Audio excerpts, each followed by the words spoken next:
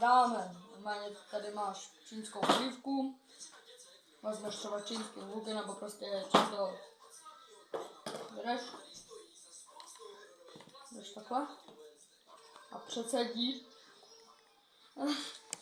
přecedíš voda.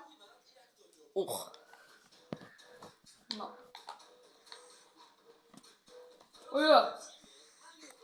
No, tak jsem to postral zase.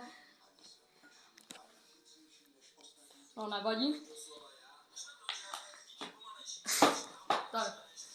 How to, jak udělat druhý rámen. Úplně to stejný. Vezmeš.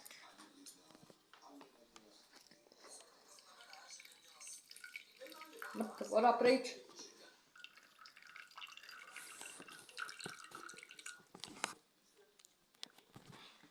Tak. Abyste neříkali, že editorovi nadávám na jíst, tak tohle je pro editora, ještě tam dostane prostě nějakou syrovku. No, teď, jak to máš přeceněný, děláš to, si načneš pytlík a dáš ho tam celý. Nebo kolik si tam dáváte, to je zase asi jedna, ale...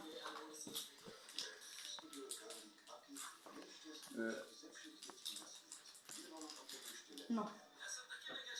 Pak vezmeš sojovku, kolik gram chceš, říkej si.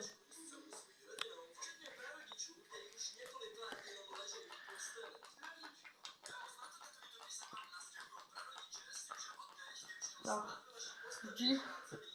vezmeš jednu hůlku a začneš míchat.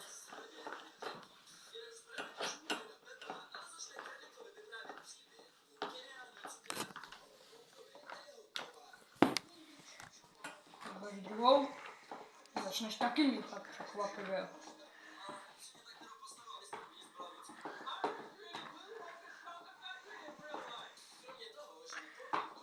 Tak, to je vše zatím.